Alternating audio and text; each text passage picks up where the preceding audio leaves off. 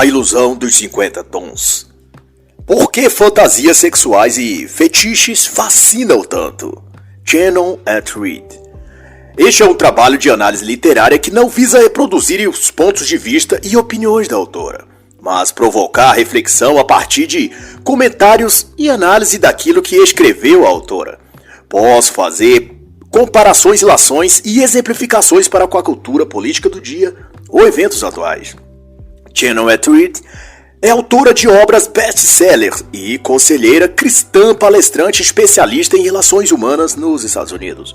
Essa obra, por questão, trabalha o tema das fantasias sexuais, da ascensão delas na modernidade e no como elas afetam a vida, a mentalidade e a cultura. O pano de fundo é a obra 50 Tons de Cinza, trilogia erótica aclamada e tornada filme de cinema da escritora e feminista britânica Erica Leonard James, ou como assina suas obras, E.L. James. E baseado nesse romance erótico moderno, irá então te estender para o papel e finalidade das fantasias sexuais na vida dos seres humanos. Quais efeitos? O que provoca de bom ou de ruim? Ajuda? Prejudica? E dessa reflexão ela identifica o que há de real e de ilusório no mundo dos fetiches eróticos e convida a um amadurecimento emocional, sentimental e, claro, sexual. E logo no início, uma história real traduz o peso que a vida sentimental e sexual tem sobre as pessoas, sobre os homens e mulheres. No caso, revela as dúvidas, medos e a falta de parâmetros para compreender e lidar com as relações amorosas modernas. Um homem jovem solteiro conversava com um amigo, que era casado. Eu não tenho uma aparência ruim, tenho bom emprego e dinheiro no banco, e amo a Deus, desabafou o jovem solteiro a seu amigo casado. Mas as mulheres parecem não estar interessadas. Elas parecem sempre insatisfeitas com isso. Elas se apaixonam pelos bandidos e as tratam como lixo. Elas dizem que querem um cara legal, mas na realidade não querem. Tudo isso falou o solteiro enquanto o seu amigo casado o escutava. Elas acham que podem ficar com bad boy, ou Zé Droguinha se usarmos uma comparação com os tempos atuais, e transformar esse bad boy em um bom homem, porque elas não conseguem se interessar por um cara como eu. Conclui o solteiro num tom de indignação, e seu amigo casado também desabafou.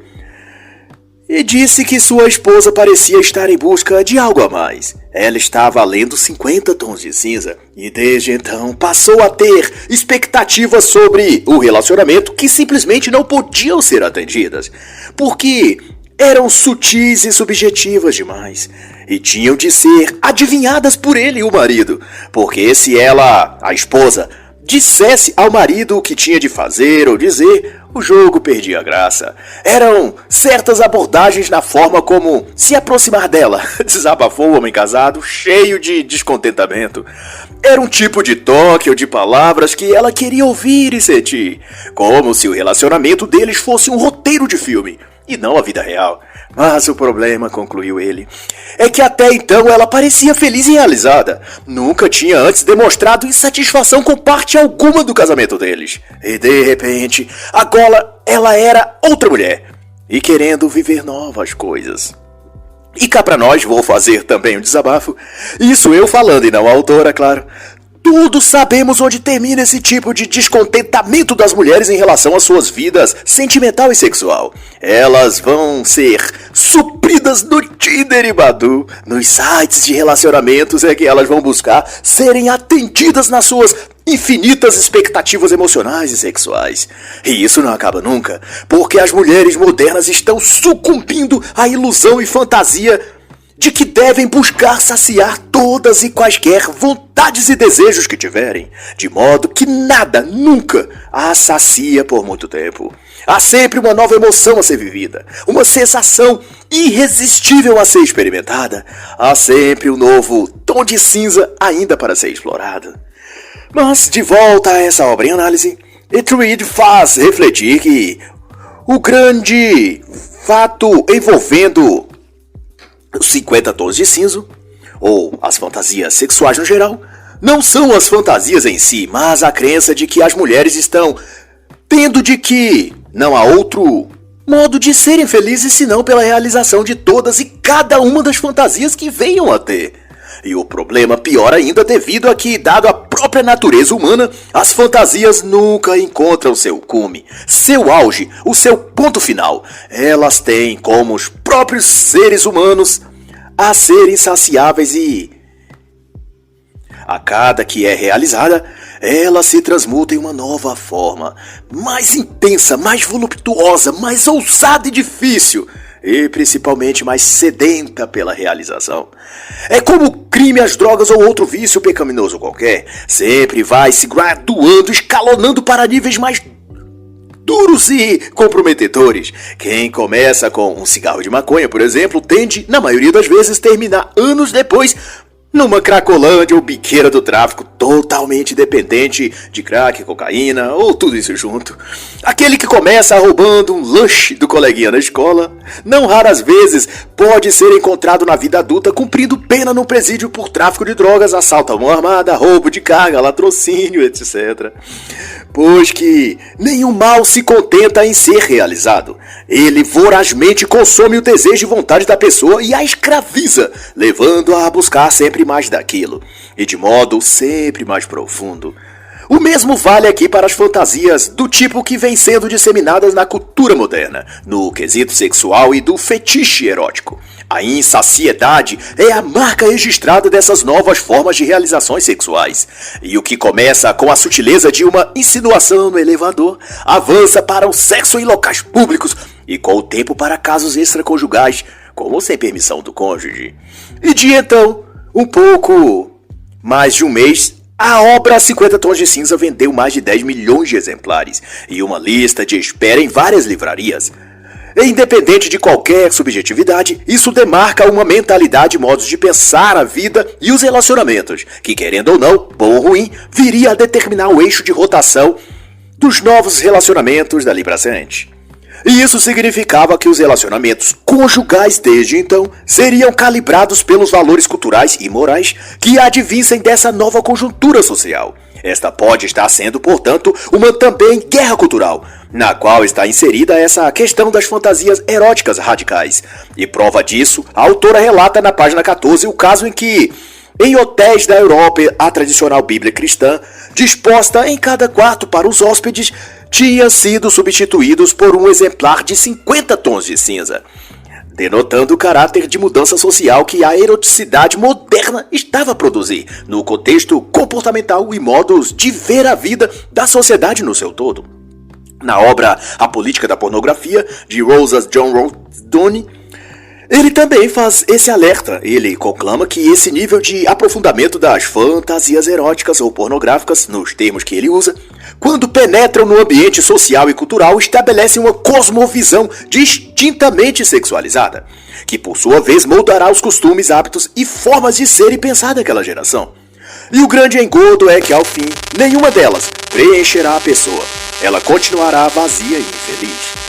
Era como se a sociedade dos novos tempos estivesse a fazer um exame de consciência e, nesse olhar interno, tivesse decidido tirar de dentro de si todo o pudor, inibições, resistências ou princípios de moral, recato ou religiosos.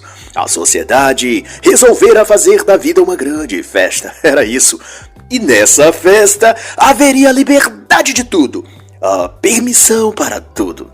Não é por acaso que a terceira parte da trilogia 50 Tons se intitula 50 Tons de Liberdade, sendo a liberdade que se busca a ausência total de limites e pudores, o mergulho final no mar de fantasias. E desse ponto em diante, analogamente, se diz que a mentalidade da pessoa já teria completado o processo de transmutação, de metamorfose, e tudo que antes fazia por prazer e escolha, agora faria por vício e dependência emocional, as modinhas culturais e morais do momento. Mas a autora, contudo, não deixa de pontuar que nada do que ela discute aqui significa uma defesa de algum tipo de hipervalorização da abstinência sexual, de extremismos ou algo do tipo, nem em sentido de negação do prazer erótico e nem da completa liberação. E para coadunar esse ponto de vista, Shannon Atwood corrobora o texto de Eclesiastes 7, 15 a 18, que propõe o equilíbrio como a melhor propositura ou egéria para se viver. Nesta vida sem sentido, vai dizer o trecho bíblico citado pela autora, eu já vi de tudo, um justo que morreu apesar da sua justiça e o ímpio que teve vida longa apesar de sua impiedade. Não seja excessivamente justo, nem demasiadamente sábio. Não seja demasiadamente ímpio e não seja tolo. É bom reter uma coisa e não abrir mão da outra, pois quem teme a Deus evitará ambos os extremos.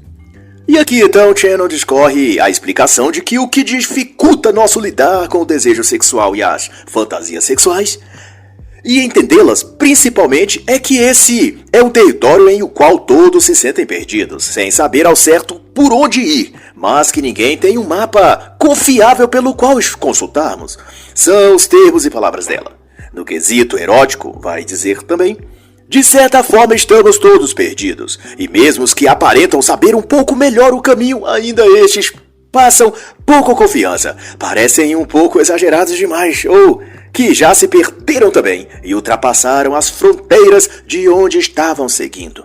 Além de que, através dos anos, por excessos de quem abomina tudo e dos que liberam tudo, no extremo oposto, fomos aprendendo a rejeitar ou a esconder as fantasias, os desejos ou impulsos e pensamentos sexuais, por eles estarem associados a coisas negativas, como julgamento, confusão, choque, medo, horror, suspeitas. Nesses assuntos ninguém se sente plenamente seguro, e por isso ele é subdirecionado, sempre comentado nos bastidores, com pessoas de nossa confiança e em tom de segredo compartilhado. Ninguém se sentia confortável para falar abertamente sobre isso, ou pelo menos até que 50 Tons de Cinza fizesse uma revolução sexual cultural na vida de muitas pessoas.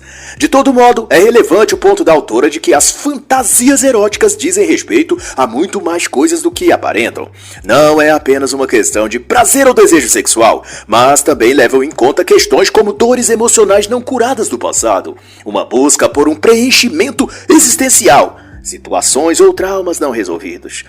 Há nuances profundas a considerar quando se trata desse tema, e que algumas, porquanto, podem não ser inocentes ou puramente inofensivas como defendem alguns. Por exemplo, há fantasias que reportam a situações de estupro, de violência extrema, de prostituição e casos extraconjugais, etc. Algo que pode ferir a vida familiar e envolver questões mais sensíveis e perigosas do que a busca pelo prazer somente. O mundo dos desejos e fantasias, enseja a autora, envolve também sentimentos de dominação, sadismo, masoquismo, estupro, orgias, prostituição e tanto mais. E isso para não dizer de práticas criminosas como pedofilia, zoofilia ou necrofilia. Tem-se daí que é inevitável nesse contexto que se faça perguntas como: qual o papel que as fantasias desempenham em nossa vida? Que emoções elas provocam? Que sentimentos despertam? E, sobretudo, quais fatos de nossa história criaram a necessidade de experimentar essas fantasias e emoções? E para Etheridge, muito do que é lançado na correnteza das fantasias sexuais ou das condutas sexuais no geral, sequer tem a ver com sexo, ao final das contas. Muito disso diz respeito a pessoas com problemas usando sexualmente outras pessoas, tentando sarar sua própria dor emocional. Em muitos casos, portanto, tem a ver com rejeição, insegurança, dependência, tédio, egoísmo, solidão, mas não necessariamente com prazer e desejo ou satisfação sexual. Mas já há de muito que o ato sexual deixou de ser uma troca mútua de ternura, paixão e confiança. Com a liberação sexual dos anos 1960 e 70, o ato sexual foi condicionado a uma mera interação de dois corpos freneticamente lutando para obter prazer ou êxtase físico e sensorial. Não há outra busca envolvida senão a de saciar o próprio desejo. Dado isso, a mentalidade das pessoas se reprimiu, ficando significativamente limitada a um instinto animal e bestializado. Como resultado, vivemos os extremos: o de repudiar tudo que se refere a isso, ou de apoiar e incentivar todo tipo e forma de desejos sexuais. O desafio proposto aqui por Shannon, então, é o de estabelecer consensos, o de achar a rota de equilíbrio. Todavia, ela admite a dificuldade muito grande de penetrar o assunto de modo racional e ponderado, justamente porque esse tema está maculado ou pela cultura licenciosa e pervertida dos anos 1980 e diante, ou pela negação religiosa extremada dos movimentos pentecostais, que reflete ainda sobre a comunidade cristã de boa parte do Ocidente. Repare que até mesmo o vocabulário acerca do assunto está contaminado por uma certa mentalidade ou impressão ruim, de forma que o simples uso de alguns termos e expressões dão um aspecto vulgar ao tema, parecendo ser por si só algo relacionado a pessoas de baixo apreço moral ou algo assim. Quando na realidade o que está sendo tratado pode ser algo absolutamente normal e o próprio da natureza humana. Como por exemplo quando usamos ou escutamos o termo fantasia sexual. A princípio soa um pouco desconfortável, dependendo do lugar ou diante de quem se está. Isso porque essa expressão foi negativada pela mídia e cultura, quando estas remeteu a esse termo uma conotação tipicamente para coisas como orgias, relações incestuosas, atos sexuais violentos ou envolvendo algo ilícito, criminoso ou proibido. Mas, a bem da verdade, ela se torna mais leve se usarmos o termo pensamentos sexuais. Isso porque esta, por sua vez, não foi carregada com a mesma energia negativa. Elas, ao fim, ambas expressões, fantasia ou pensamento sexual, trata-se e se refere ao mesmo conjunto de coisas. Na explicação sucinta da autora, as fantasias sexuais são pensamentos imaginativos que cumprem algum tipo de necessidade emocional. Colocadas sob o contexto adequado, elas podem ser saudáveis e até desempenhar um papel vital para o desenvolvimento emocional e psíquico. Veja, pois, como sugere a autora como o sentido todo do que é e do que significam as fantasias eróticas foi deturpado. Se uma criança fantasia sobre o que quer ser quando crescer, damos os parabéns e a incentivamos. Significa que aquela criança é criativa e que provável terá um belo futuro. Se o jovem fantasia sobre que faculdade ou carreira vai seguir, diz a autora, consideramos que esse é um jovem inteligente e também lhe desejamos sucesso na escolha. Se o empreendedor fantasia sobre um negócio que irá criar e que gerará empregos e renda para muitos, consideramos ele um homem talentoso e de ambição, e que certamente terá muito sucesso e prosperidade. Porém, a coisa já muda de figura se alguém admite que fantasia sobre sua vida sexual, de como tirar mais proveito de sua vida íntima com quem está ao seu lado, e lhe fazer bem. Se soubermos desses pensamentos e intenções, daí já mudamos a forma de enxergar aquilo, e o reputamos logo de pervertido, libertinoso, lascivo ou doente mental. Isso porque já partimos da premissa de que toda fantasia é errada, e quem se inclina a elas é uma pessoa má ou perturbada. Mas Cannon, porém, adverte que nem por isso significa que toda fantasia deve ser posta em prática. Não é porque a pessoa pensou ou desejou uma coisa que significa que aquilo será bom para ela ou para o casal. Algumas delas, conscientiza Cannon et Reed, não são saudáveis porque se enraizam em traumas e dores da infância, devendo estas serem tratadas de forma terapêutica ou que um profissional da mente, psicólogo, psicanalista, conselheiro, terapeuta, possa indicar. Desse ponto, Cannon também esclarece que a realização de fantasias eróticas não é o único lugar em que uma pessoa pode achar realização e felicidade. Depositar neste quesito toda a esperança de se sentir amado ou amada, de sentir-se aceito, desejado ou desejada, ou de obter prazer e realização, é o mesmo que apostar na loteria. Você pode até ganhar, mas suas chances são absurdamente pequenas. Por isso, requer a cautela de não se apostar valores muito altos, para que ao perder a aposta, o prejuízo seja o menor possível. Há pessoas que apostam o futuro, o casamento, a felicidade conjugal. Tudo nas fantasias sexuais, como se elas tivessem o poder de fornecer a eles tudo o que falta, ou em si mesmos internamente, ou em seus casamentos, como família e como casal. Tudo tem seu lugar, seu tempo, seu momento e sua dose adequada. Qualquer coisa que passa disso, ou que errar na porção, estará comprometendo áreas de sua vida que antes estavam melhor do que depois que adicionaram aquelas fantasias em seu relacionamento. Aqui vale também o princípio da prudência antes de tudo.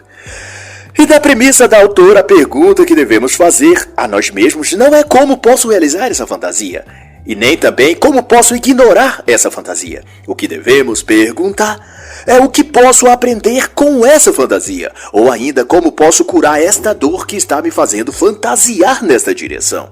E outra vez serve aqui o ponto de vista da autora de que as fantasias não devem ser colocadas no arco de consideração de que são erradas ou imorais e que devem ser evitadas, ou seu oposto, de que são todas elas boas e salutares e que então devem ser todas liberadas, desfrutadas e vividas plenamente.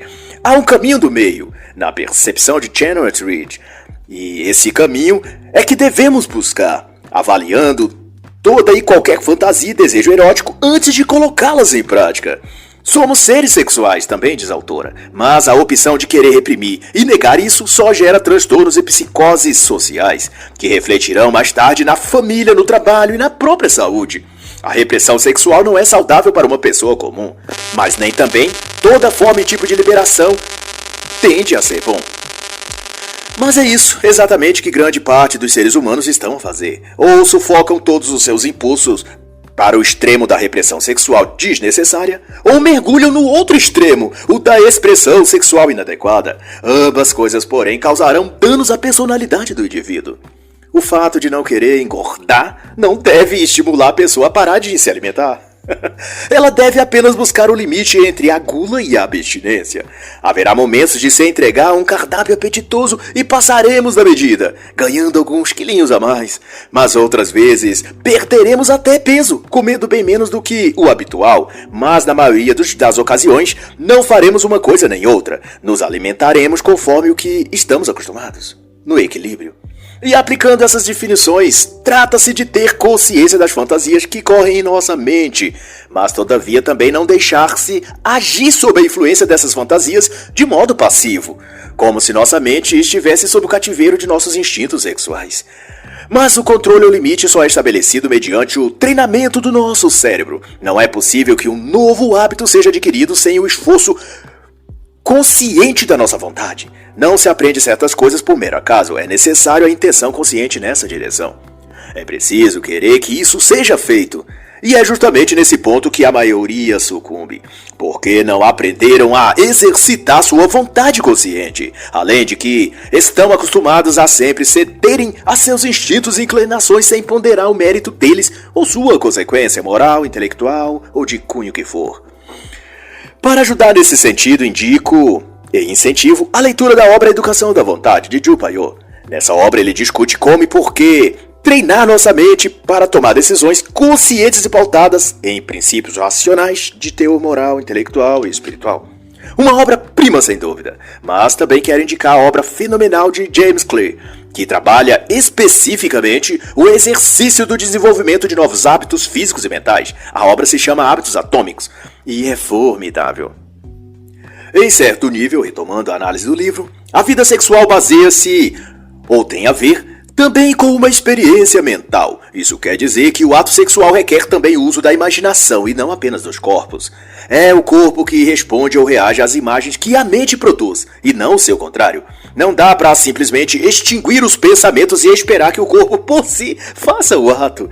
Cabe, portanto, educar a mente para que pense e imagine na direção mais saudável possível, que é aquela que não ofenda ou domina o parceiro ou o diminua. Em nosso mundo de fantasias eróticas, nós mesmos e o parceiro podemos sairmos cúmplices e unidos ou mais vazios e solitários ou feridos. Vai depender do tipo e forma como fizemos realizar nossas fantasias eróticas. Há quem fantasie com a figura materna ou paterna, ou mesmo com crianças ou animais. Há quem fantasie com estupros coletivos ou sodomização.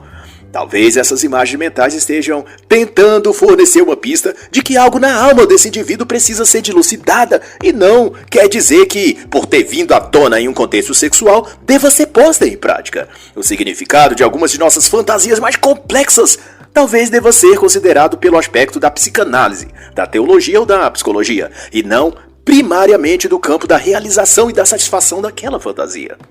Traduzindo para a linguagem mais simples, alguns dos pontos da autora dos capítulos 2 e 3, especialmente, convém que não é próprio permitir que nossa mente funcione como uma TV, onde, uma vez ligadas, as imagens passam por ela e se infiltram em nosso imaginário, provocando nosso êxtase, prazer ou toda outra sensação.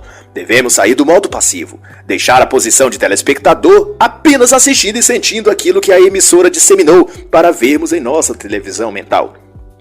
Temos de ser ativos em tomar posse do controle remoto e mudar o tipo, volume e frequência dessas imagens, o que retorna ao que já comentamos sobre a reeducação da vontade, da mudança de hábitos mentais e comportamentais. Precisamos prestar atenção nos filmes mentais que estão sendo projetados em nossa mente, em nossa alma. É a consideração da autora. A questão não é só sobre o que o corpo deseja, mas sobre o que a alma necessita. Se não buscarmos formas de curar a dor interna em nossa mente e coração, nunca nos satisfaremos com quaisquer fantasias ou desejos eróticos. E sempre estaremos buscando em fantasias mais audaciosas a compensação de uma carência que não pode ser saciada por nenhuma forma de prazer físico. Pois o fogo não pode ser apagado com mais fogo. Cannon chama a atenção para o fato de que estamos sempre em conflito com a nossa própria natureza e procurando, portanto, se colocar em um dos lados na dicotomia da nossa vida interior. Ou tentamos ser santos absolutamente, ou nos tornamos devassos completamente. Ou queremos ser luz ou trevas, sem atentar que somos as duas coisas simultaneamente.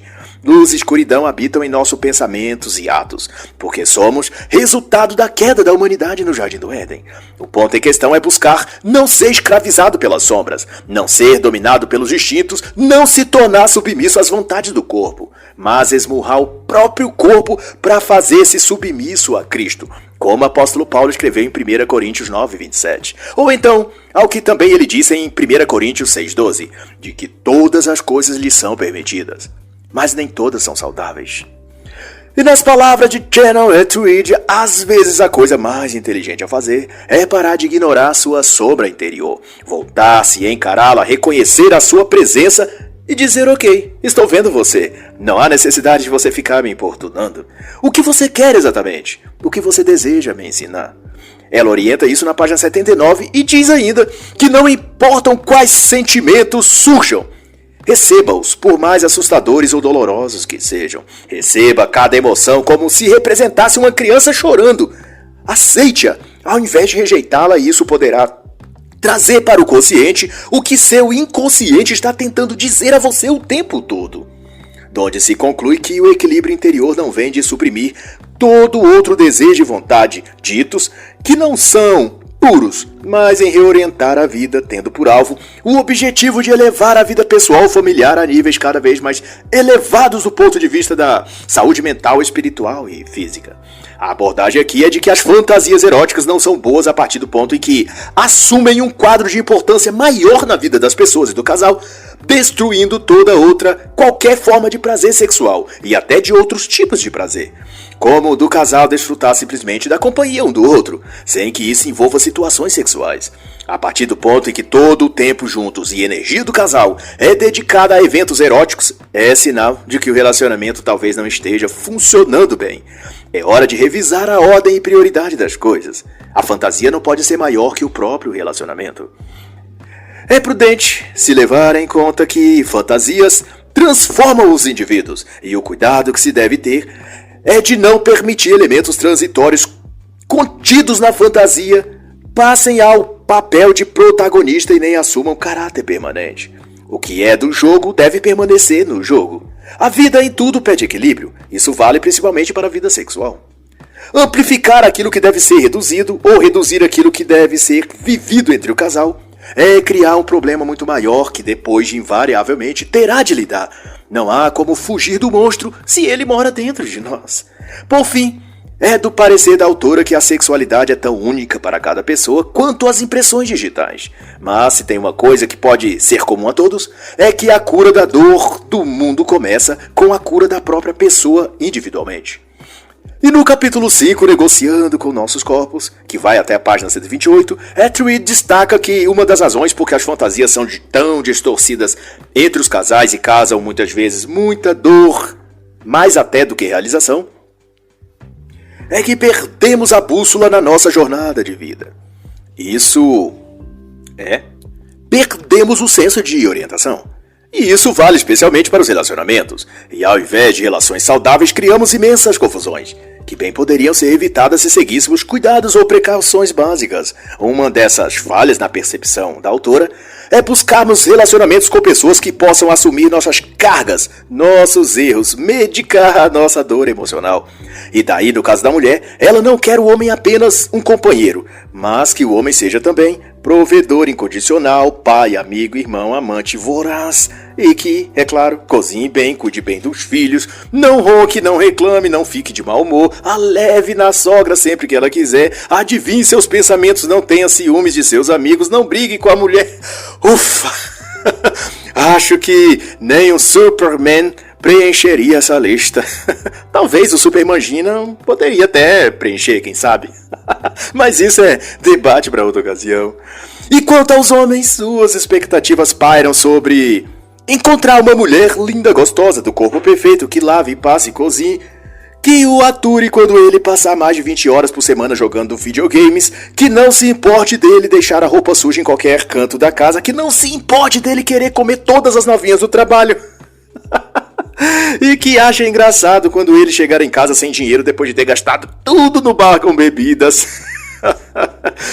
Enfim, homens e mulheres almejam coisas nada razoáveis e mais parecem buscar um bote salva-vidas no mar atribulado de suas mentes do que achar um bom companheiro para viajarem juntos. E uma outra explicação é que as pessoas entram em relacionamentos buscando absorver, de algum modo, as características admiradas que a outra pessoa possui. É como se a pessoa tentasse incorporar em sua personalidade os traços de comportamento que a outra pessoa demonstra e que a pessoa que se envolve com ela acha atraente ou fascinante. O tímido que se atrai pelo extrovertido porque gostaria de ter aquela característica. O inseguro que sente-se fascinado por aquele que demonstra segurança e firmeza. Enfim, procuramos preenchimento psicológico e emocional ao se relacionar amorosamente. E daí, a relação, em vez de uma troca equilibrada, se torna um sanguessuga extraindo toda a vitalidade do outro. A parte que considera-se mais carente absorve o que vê de positivo na outra parte.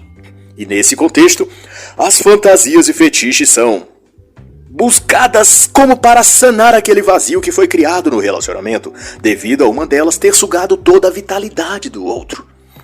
E nesse espectro, as fantasias eróticas tendem a fazer mais mal do que bem, e é salutar buscar equilibrar o relacionamento antes de querer vivenciar as fantasias, visto que isso seria como querer guardar pedras preciosas num saco furado.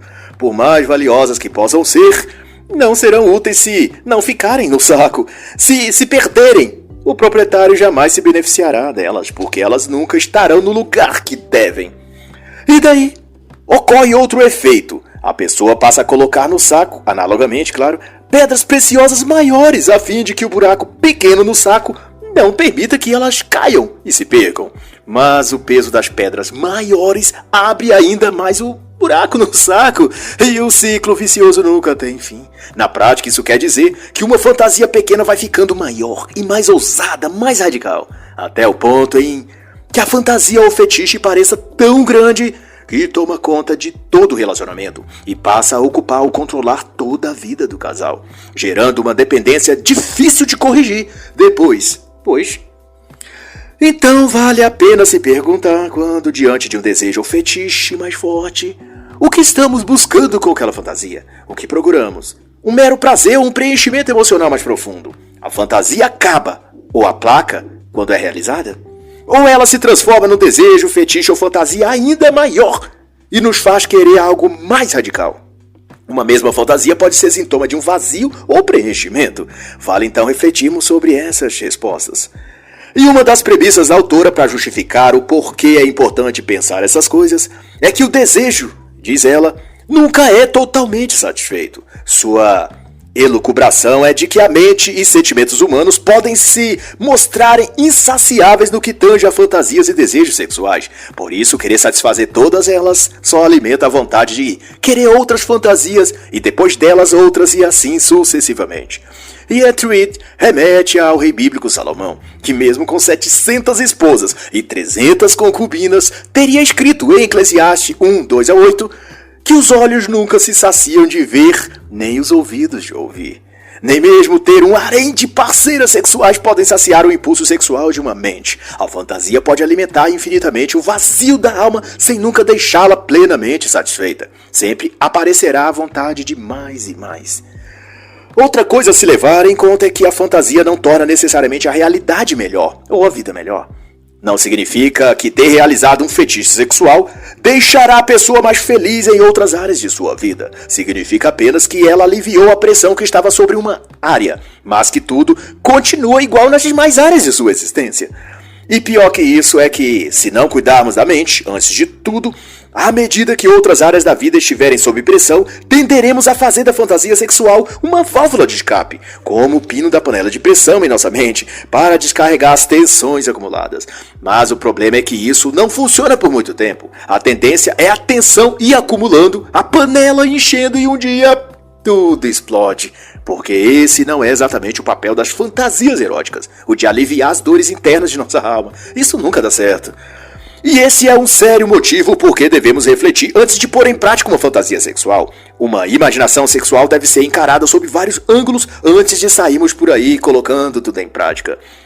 Renee, um nome fictício para uma paciente real, de um caso real em que a autora teve de aconselhar, que ela vai nos contar na página 141, enfrentava problemas em seu novo casamento, buscando distrair a mente, navegava distraidamente pelo Facebook quando teve a ideia de pesquisar sobre como ia seu ex-marido, o primeiro homem com quem se casara e divorciara-se anos atrás. Ao encontrar seu perfil na rede social, estabeleceu contato e conversando com ele, começou a fantasiar longas e intensas noites de sexo sem qualquer comprometimento emocional. A ideia pareceu-lhe arrancar suspiros só de imaginar. Marcaram o encontro e tiveram a tal noite de sexo. Renee queria, acima de tudo, aliviar-se do peso dos problemas que enfrentava em seu novo casamento. O problema é que, após um pífio desempenho sexual do seu ex-marido, e agora amante, ele virou-se para o lado e dormiu, sem dar a ela a chance de extravasar como ela planejou em sua fantasia. E ela agora também tinha de lidar com a culpa e a vergonha de ter sido tão fraca e vulnerável desse jeito, como uma adolescente deslumbrada e frágil. Renee então concluiu que nem sempre a fantasia deve ser levada para o mundo real. Certamente, elas não correspondem às expectativas quando colocadas em prática. Há coisas que devem permanecer apenas no mundo da imaginação, sem nunca vir ao palco da vida concreta. Pois o que se perde com isso é muito superior ao que se ganha. Isso põe à mesa o fato de que fantasias e fetiches estão ligados não apenas a fatores sexuais, mas a emocionais. Busca-se através delas nem sempre o prazer físico, mas o conforto emocional. E esse é o elemento preponderante para a formação de um vício e dependência.